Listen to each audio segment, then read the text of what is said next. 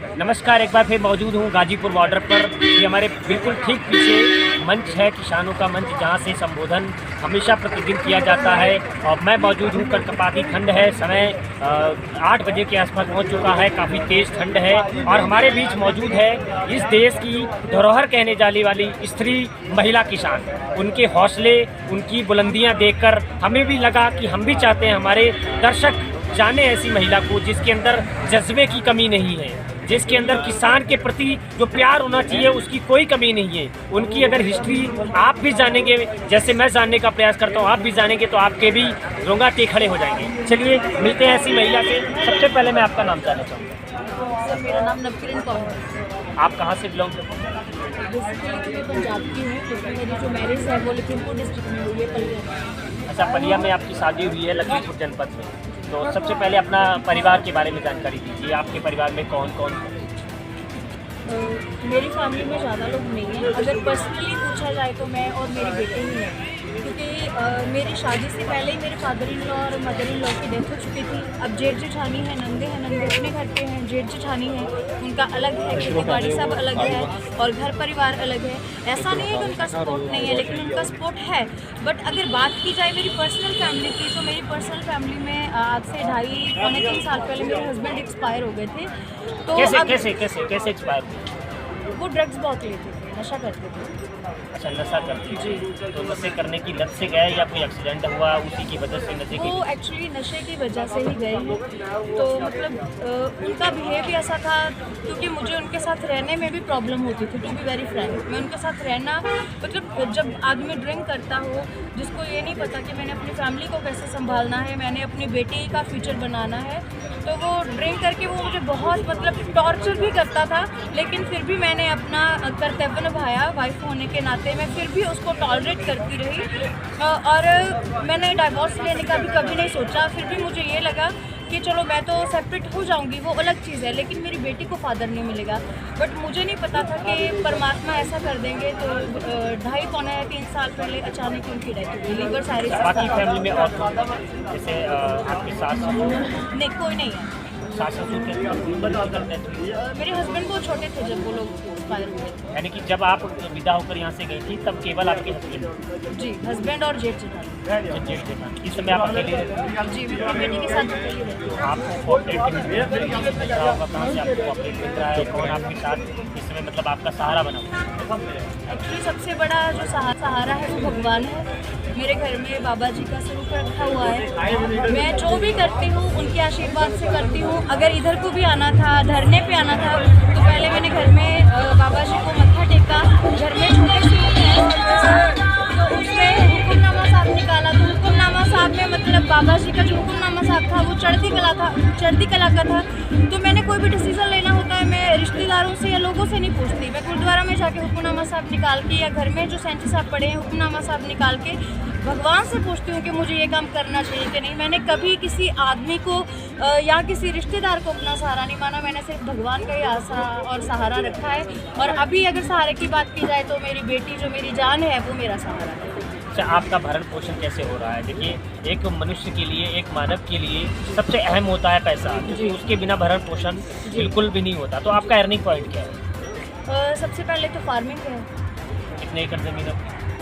मतलब अच्छा गुजारा हो रहा है, वेल सेटल्ड है। फिर भी मैं चाहता हूँ अपनली बात हो जाए, कोई बात नहीं। कितने एकड़ ज़मीन है जो आपके हस्बैंड के नाम थी, या आपको अपने पेरेंट्स से मिली या सास ससुर से मिली? वो मेरे ससुराल की थी, तो मतलब 45 एकड़ समथिंग है, जिसमें हम 2-3 लोग शेयर में हैं। जैसे जेठ जेठानी हो गए और कुछ ननंद ले गई ससुराल में, तो ऐसे।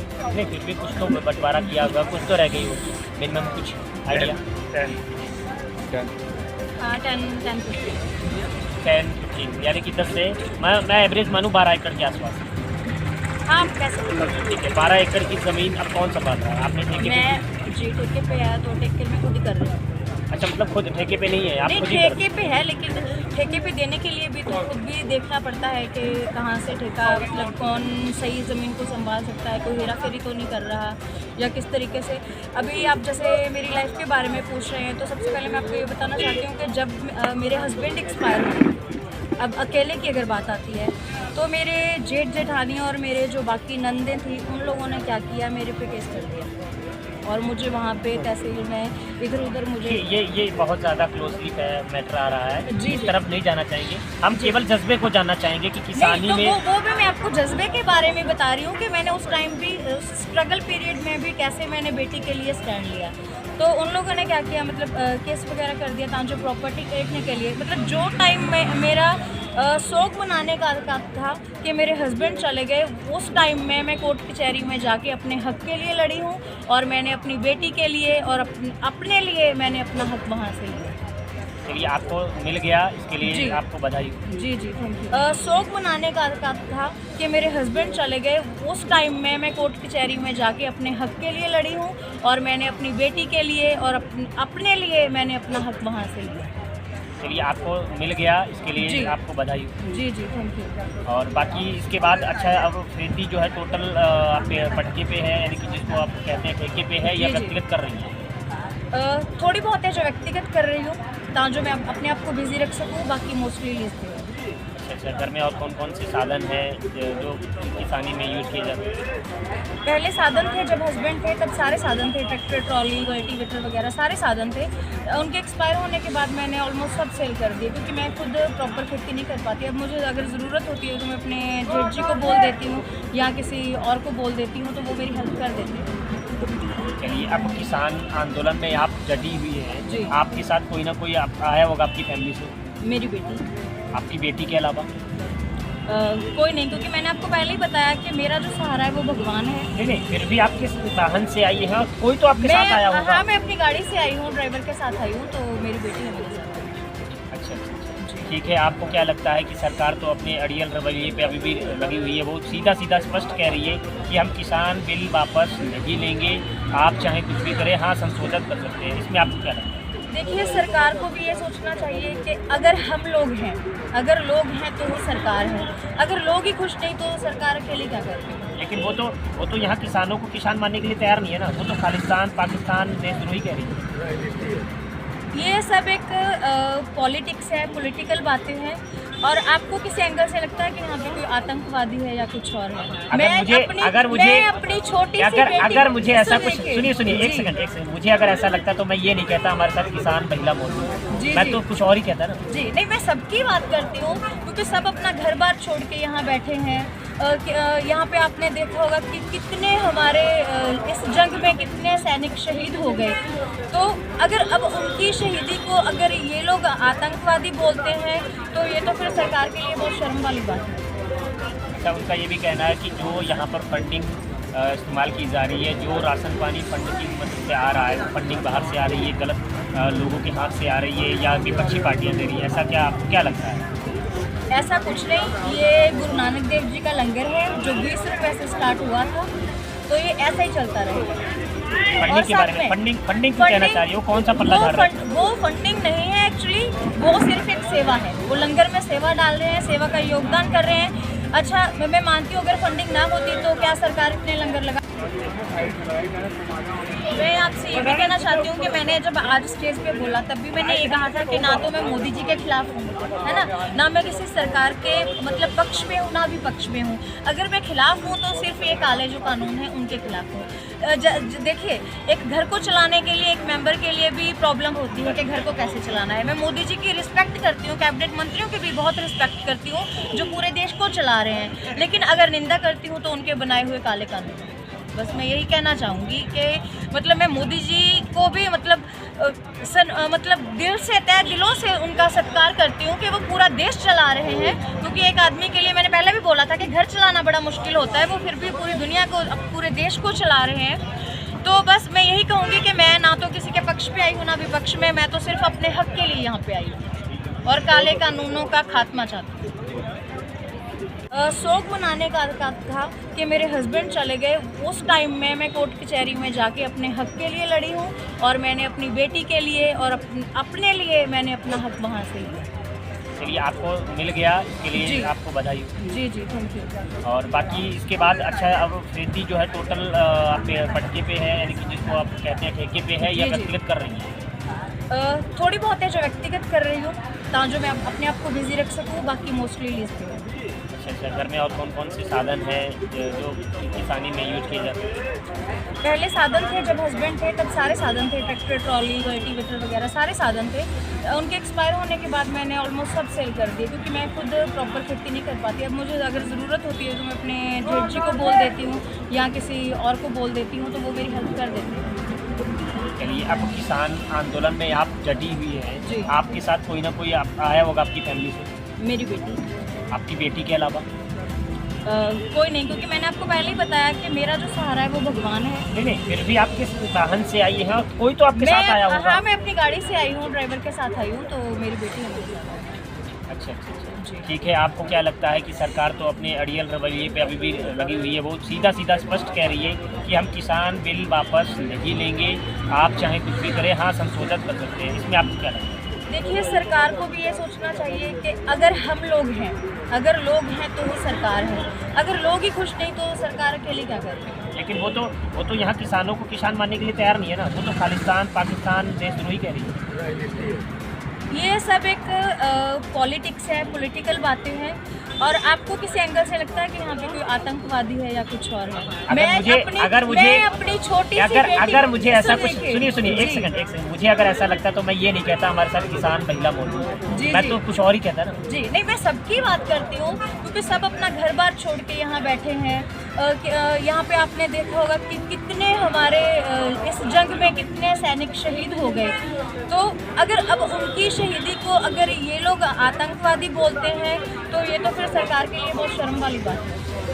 अच्छा, उनका ये भी कहना है कि जो यहाँ पर फंडिंग इस्तेमाल की जा रही है, जो राशन पानी फंड की मदद से आ रहा है, वो फंडिंग बाहर से आ रही है, गलत लोगों के हाथ से आ रही है या विपक्षी पार्टियाँ दे रही है, ऐसा क्या आपको क्या लगता है? ऐसा कुछ नहीं, ये गुरु नानक देव जी का लंगर है जो 20 रुपये से स्टार्ट हुआ था, तो ये ऐसा ही चलता रहेगा। फंडिंग के बारे में फंडिंग क्यों कहना चाह रही हो? कौन सा पल्ला झाड़ रहा है? वो फंडिंग नहीं है एक्चुअली, वो सिर्फ एक सेवा है। वो लंगर में सेवा डाल रहे हैं, सेवा का योगदान कर रहे हैं। अच्छा, मैं मानती हूँ अगर फंडिंग ना होती तो क्या सरकार इतने लंगर लगा? और कोई भी हिंदू, मुस्लिम, सिख, ईसाई जितने भी भाई लोग यहाँ पे हैं या महिलाएं हैं, सब पेट भर के सोते। अब एक और सवाल मैं पूछना चाहूँगा। जिस तरीके से सरकार ने फंडिंग का आरोप लगाया है कि बाहरी शक्तियाँ जो हैं पूरे भरपूर करके ये फंडिंग दे रही है, क्या उनको तब नज़र नहीं आती है फंडिंग जब कोई बाढ़ आती है, जब कोई प्रलय आती है, तब भी तो यही सिख फार्मर या सिख लोग आगे आते हैं, तब भी तो वो पेट भरते हैं, तब नहीं ये कहती है? आखिर आज क्यों कह रही है? मैं तब भी कहती हूँ, तब भी हमारे सिख हेड संगठन है और भी बहुत हैं, हर जगह पे वो लोग सेवा कर रहे हैं। ये तो मीडिया हाईलाइट कर रहा है इन चीज़ों का। सेवा हमारे मतलब सिखिज़्म है, हिंदू, मुस्लिम, सिख, ईसाई भी पहले भी सेवा करते थे, लेकिन अब इस बात को इशू बनाया जा रहा है। खालिस्तान पर क्या कहेंगे? जो खालिस्तान शब्द नामांकन किया गया है, इस पर क्या कहेंगे? देखिए, खालिस्तान की यहाँ कोई बात ही नहीं है। यहाँ पे बात है तो अपने हक की बात है, खालिस्तान की यहाँ पे कोई बात नहीं। सरकार तो कह रही है ना कि खालिस्तानी लोग बैठे हैं। वो सरकार की अपनी थिंकिंग है, लेकिन मुझे तो नहीं लगता कि यहाँ पे कोई खालिस्तानी बैठा है। यहाँ पे तो एक बेबस किसान बैठा हुआ है जो अपने हक के लिए बैठा है। किसान बैठा है। अच्छा, ये आपको क्या लगता है, ये जो लड़ाई है केवल किसानों तक सीमित है या कहीं पूरे हिंदुस्तान की लड़ाई है? पूरे हिंदुस्तान के किसानों की लड़ाई है। किसान अगर इस मोड़ से पीछे हट जाते हैं, आपको नहीं लगता कि किसान के अलावा आम जनता भी त्रसित होगी? अगर महंगाई बढ़ती है जी हाँ, तो सबको फर्क पड़ेगा।